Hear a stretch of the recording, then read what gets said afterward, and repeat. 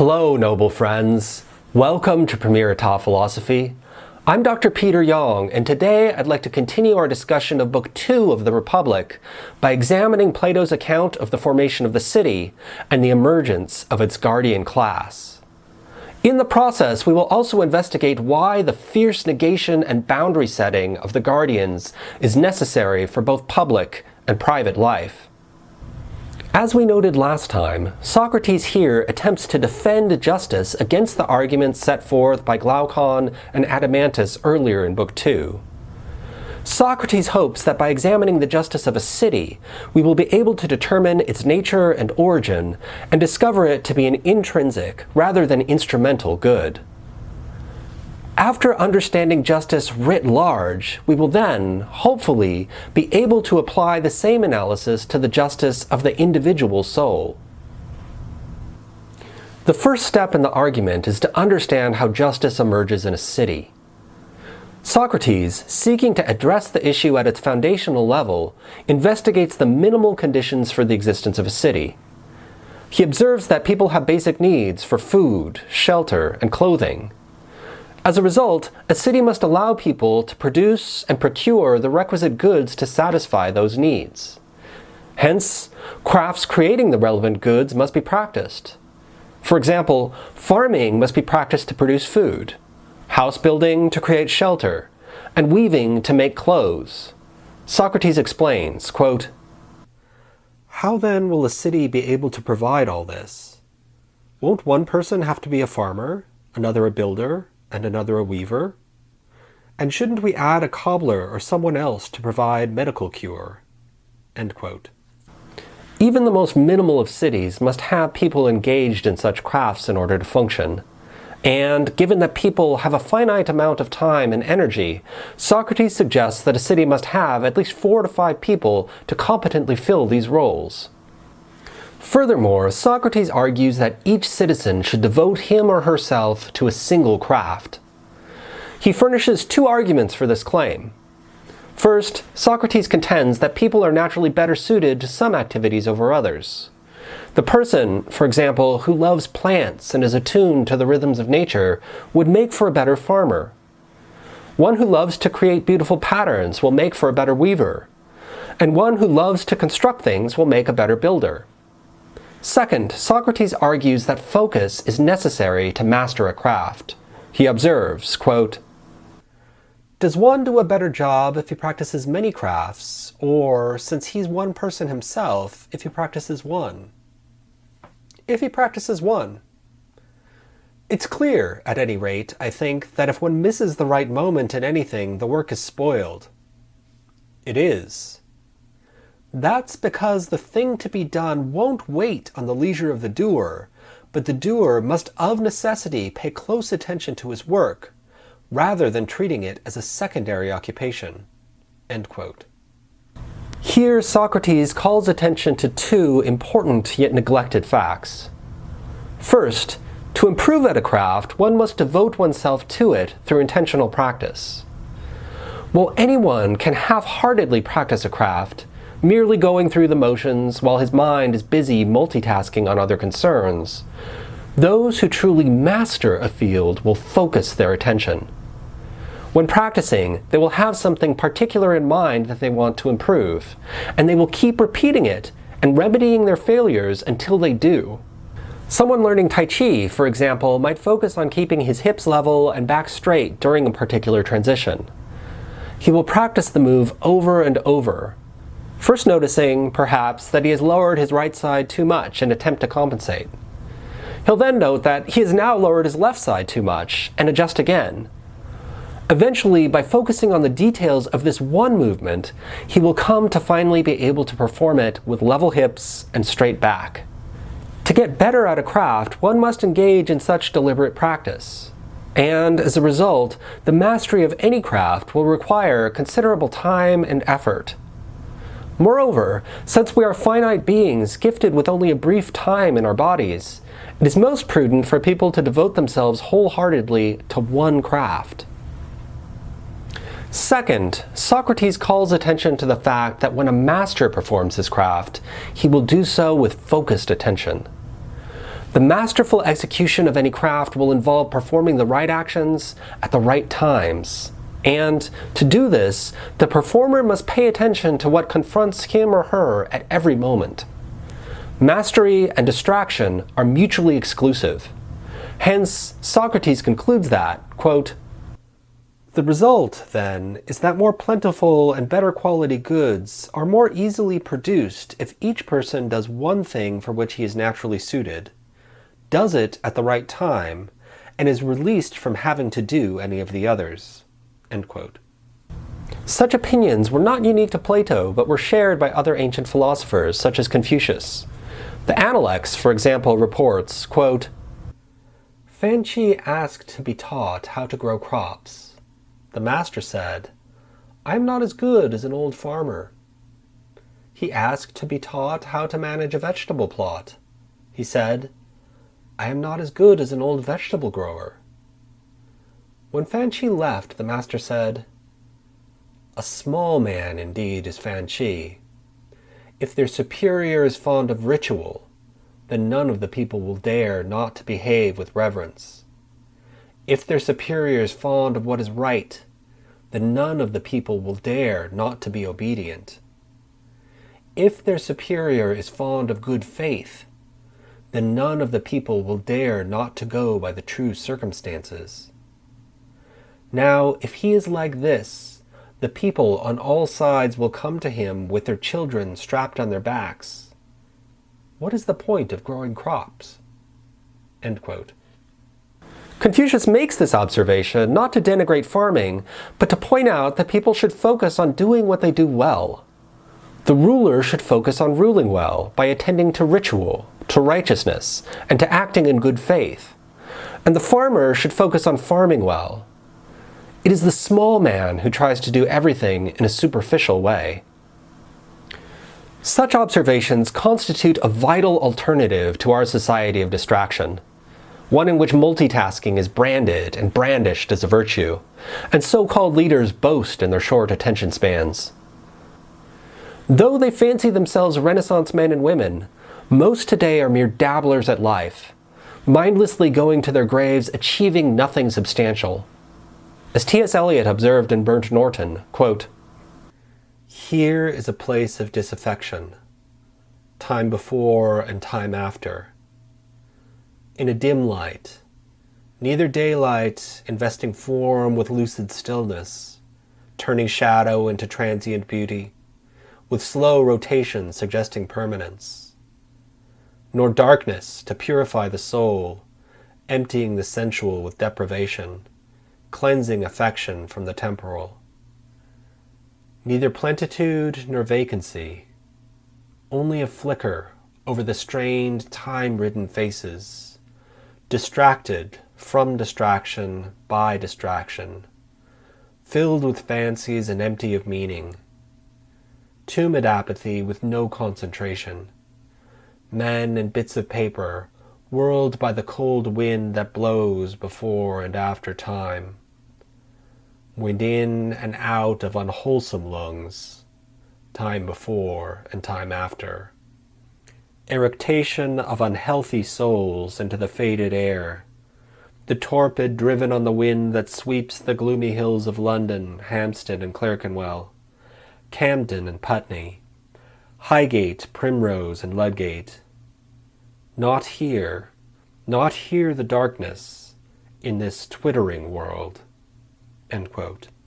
We live in a culture of dilettantes posing as Renaissance men, whereas a true Renaissance man would have the focus and determination to master the fundamentals of a science, thereby perceiving its connections across multiple domains. The hollow men of today flit from pursuit to pursuit, twittering away their Googled answers, state-approved fact-checkers, and Wikipedia citations. The sneering know-it-all of double mind and forked tongue is held up as an ideal in our society precisely because such people are easy to manipulate. On the one hand, the distracted are easier to control. If one is perpetually outraged at the latest talking point, one will not likely see that today's headline contradicts yesterday's. much less turn one's gaze to see the sleight of hand being performed and the steady stream of poison injected into the body politic. On the other hand, the image of the know-it-all can be used to shame those who have dedicated themselves to particular crafts. If Goethe had felt guilty for not being a great footman, soldier, or usurer, and spent his time trying to master those pursuits to prove his worth, he would not have produced the literary and scientific masterworks that he did. If impossible standards are placed upon people, they will always have something to be ashamed of, and their shame can then be exploited to manipulate them. I see this particularly clearly in the American culture surrounding higher education. In the US, students are not only expected to learn the subject matter of their courses, but to network, undertake internships for their corporate masters, play sports, and work at a regular job, while living a life of constant debauchery. These impossible demands, most of them for either useless or servile activities, are then used to shame the students who truly dedicate themselves to learning the fundamentals of a subject matter. Something that, in reasonable times and cultures, would have been seen as the primary goal of higher education. It's interesting to note that, in my experience at least, it has often been the foreign students who, bypassing our relentless corporate propaganda, most easily reject such demands and devote themselves to study. Likewise, it is both revealing and infuriating to hear administrators speak of these same students with thinly veiled contempt, declaring that the university must work harder to bring them into compliance. On both counts, then, distraction is a means of manipulation. Either you submit to distraction and are rendered docile, or you resist it but succumb to the shame of not having done the 10,000 things that one's corporate masters have commanded. Yet the means of resistance is the same for both.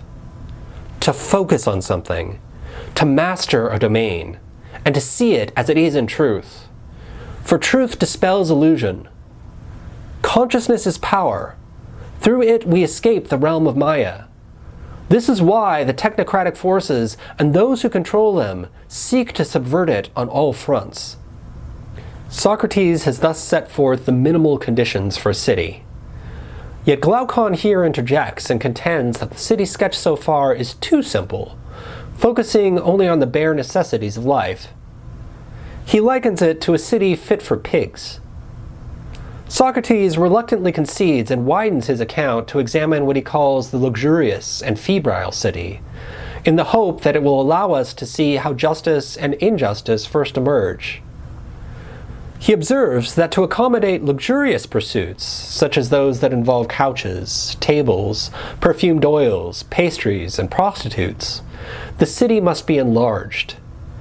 As its population grows, the city must acquire more land, and, as a result, a warrior class is needed to defend it from invaders, who would conquer it and steal its resources. Socrates observes, quote, "Then the city must be further enlarged, and not just by a small number either, but by a whole army, which will do battle with the invaders in defense of the city's substantial wealth and all the other things we mentioned." End quote. Since warfare is a craft, it must, like the other crafts of the city, be the focus of a single class if it is to be mastered. He calls the class dedicated to this craft the guardians. As with other classes, those who practice it must have a nature suited to it. In the case of the guardians, claims Socrates, its practitioners must have natures akin to those of guard dogs. They must be ferocious to outsiders, but gentle and loving to their own household. Socrates explains, quote, "Do you think that, when it comes to guarding, there is any difference between the nature of a pedigree young dog and that of a well-born youth?" What do you mean? Well, each needs keen senses, speed to catch what it sees, and strength in case it has to fight it out with what it captures. They both need all these things. And each must be courageous if indeed he's to fight well. Of course. And will a horse, a dog, or any other animal be courageous if he isn't spirited? Or haven't you noticed how invincible and unbeatable spirit is, so that its presence makes the whole soul fearless and unconquerable? End quote. These guardians, if they are to defend the city, must not only be physically fit and ready for battle, but they must also have spirit, thumos, the courage necessary for decisive action.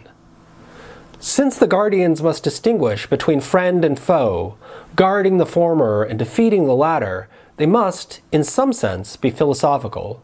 Socrates observes, quote, "When a dog sees someone it doesn't know, it gets angry before anything bad happens to it.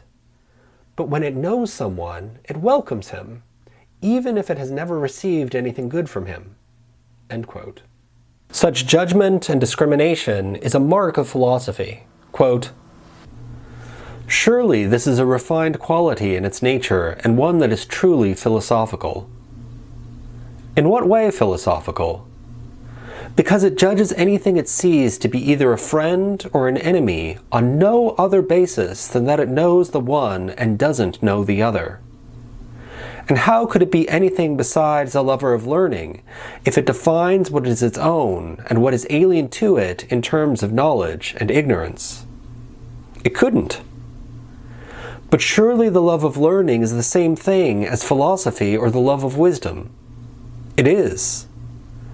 Then may we confidently assume in the case of a human being too, that if he is to be gentle towards his own and those he knows, he must be a lover of learning and wisdom. We may. Philosophy, spirit, speed, and strength must all, then, be combined in the nature of anyone who is to be a fine and a good guardian of our city." End quote. Note how the very existence of the city thus turns on the ability to judge, to discriminate and to draw distinctions between things, accepting some and rejecting others. If the guardian class treated its own people as if they were enemies, the city would fall through civil war.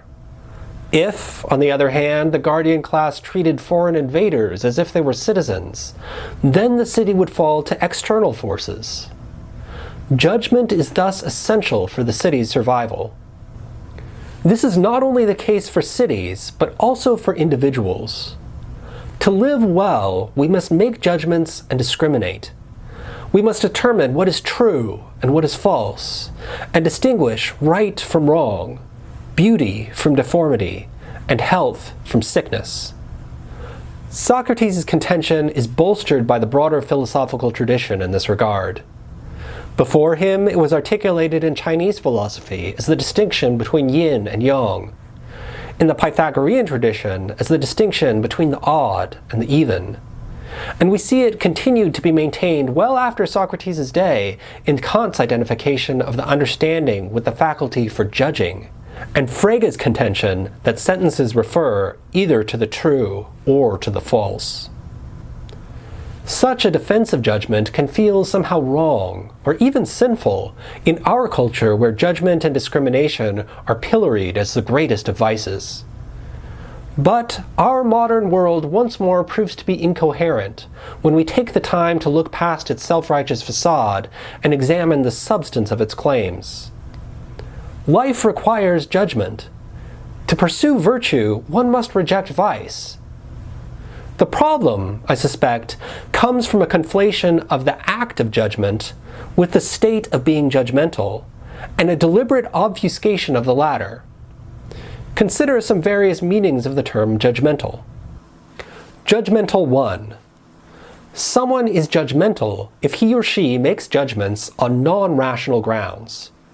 For example, someone might reject Hannah Arendt's account of totalitarianism simply because she is a woman, Confucius' concept of leadership simply because he's Chinese, or reject Plato's account of dialectic simply because of his alleged whiteness or for being a man. The judgmental person would thus be irrational, basing his conclusions not upon rational grounds, but upon contingent features of the situation that have nothing to do with the truth or falsehood of the claims in question. To be judgmental in this sense is to make judgments on non-rational grounds. This would be akin to calling tripping and falling on one's face walking. A similar case holds for the term discrimination. Someone can discriminate in the sense of making a distinction based on non-rational grounds. One might, for example, hire someone for an academic position, or admit them as a student in an academic program on the basis of something unrelated to that person's qualifications for that position, such as whether the candidate is a man or a woman, with whom he or she likes to have sex, or the color of the candidate's skin. Discrimination on this definition would certainly be both foolish and unjust, but would be so solely in virtue of the fact that the discrimination is based on non-rational grounds. Again, this is like calling crashing an airplane flying. Judgmental 2. Someone is judgmental if he or she makes judgments that are, in some sense, rational, but which rely on first principles that I fundamentally disagree with. Your friend, for example, who loves Rossini, might make fun of you for admiring Wagner and accuse you of having adolescent taste in music. You might say he is judgmental, making judgments that are, in some sense, rational, but which are, nevertheless, fundamentally misguided. Again, the problem here isn't that your friend makes judgments, but that he's basing his judgments on grounds that you contest. The way forward in such a situation wouldn't be to tell your friend to stop making judgments altogether, but to have a conversation about first principles. For example, one could inquire into what makes for good music. Should it be based on pleasantness to the ear and the way that linguine is pleasant to the mouth? Or should it be based on penetrating the depths of human spirit? Judgmental 3. Someone is judgmental if he or she lacks compassion for the person before him or her. For example, suppose a student comes to me in grief, mourning the death of someone close to him. If I were to respond in haughtiness or hostility, quipping that all men are mortal, or that the wages of sin is death, I could be called judgmental. In such a scenario, I would clearly be in the wrong. Yet not because I exercised judgment, but because I judged falsely. In such a situation, I would have failed to honor and respect the conscious being before me. I would have wrongly judged that my own feeling of moral superiority or social image was more valuable than human nature. I would be like the Pharisees whom Jesus chided, quote, "Woe to you, scribes and Pharisees, hypocrites! For you tithe mint and dill and cumin, and have neglected the weightier matters of the law, justice and mercy and faithfulness. These you ought to have done without neglecting the others. You blind guides, straining out a gnat and swallowing a camel." End quote. The problem, again, on such a scenario is not that I judged, but that I misjudged. So, on all three readings of the term judgmental, the problematic feature is never judgment as such, but either judging on non-rational grounds, contested grounds, or misjudging. In my opinion, it would be best to abandon the term altogether, since it simply obscures the relevant issues.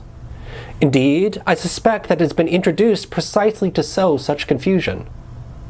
Judgment itself, in its ordinary sense, is necessary for life. This holds true both for the community and for the individual. No community can survive without judging between right and wrong, friend and foe, and health and disease. Nor can it last without those who have the courage to defend those judgments. Similarly, the individual cannot live well without judgment. We must determine to the best of our abilities what is noble, good, and healthy, and have the courage to act accordingly. Though the activities of the guardian class can often appear at first glance to be destructive, when understood rightly, they are, in fact, necessary for life. These activities were signified by the gods Mars and Saturn in traditional astrology. Saturn was associated with negation, setting limits, and building walls, and Mars with ferocity, battle, and courage. These planets were said to be malefics, bringing misfortune wherever they fell. But even ancient astrologers saw that such a naive characterization was misguided. Valens, for example, observes that, quote, The benefic stars, which are appropriately and favorably situated, bring about their proper effects according to their own nature and the nature of their sign, with the aspects and conjunctions of each star being blended. If, however, they are unfavorably situated, they are indicative of reversals. In the same way, even the malefic stars, when they are operative in appropriate places in their own sect, are bestowers of good and indicative of the greatest positions and success.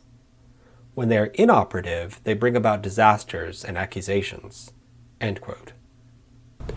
So-called benefic stars can bring about bad results when they are poorly situated, and so-called malefic ones can bring good and be indicative of the greatest positions and success. Though many today no longer resonate with the ideas of traditional astrology, we may nonetheless make similar observations through the more confused language of popular psychiatry and psychology. Without the ability to maintain personal boundaries, people may become codependent and enmeshed in unhealthy relationships. The morally degenerate, perhaps those whom the DSM would subsume under its ever-so-precise label of Cluster B, may sense this weakness and seek to prey upon it, trapping their victims in cycles of abuse. The way out of these relationships involves learning to set boundaries and having the courage and the strength of will to enforce them. One must act as one of Plato's guardians would, erecting walls and fiercely opposing those who would attempt to breach them. And again, the same holds true at the communal level. When a people is cowardly and fails to erect and defend its boundaries, tyrants will inevitably install themselves. To keep the tyrants out, it is necessary to build walls and to have the courage to shut the doors fast when the Stasi come knocking. Guardians are thus necessary, both for the city and for the individual, and their functions, which can initially seem malefic, prove to be salutary. I'll conclude with a poem by Hölderlin, praising Saturn, the neglected god and greater malefic, for his life-giving work. "High up in day you govern, your law prevails. You hold the scales of judgment, O Saturn's son. Hand out our lots, and well contented rest on the fame of immortal kingship. Yet singers know it. Down the abyss you hurled the Holy Father once, your own parent, who long now has lain lamenting where the wild ones before you more justly languish. Quite guiltless he, the god of the golden age, once effortless and greater than you, although he uttered no commandment, and no mortal on earth ever named his presence. So down with you, or cease to withhold your thanks. And if you'll stay, defer to the older God, and grant him that above all others, gods and great mortals, the singer name him. For as from clouds your lightning, from him has come what you call yours. And look, the commands you speak, to him bear witness. And from Saturn's primitive peace every power developed. And once my heart can feel and contain that life, most living his, and things that you shaped grow dim, and in his cradle changing time has fallen asleep, and sweet quiet lulls me. I'll know you then, Cronion, and hear you then, the one wise master who, like ourselves, a son of time, gives laws to us, uncovers that which lies hidden in holy twilight." End quote.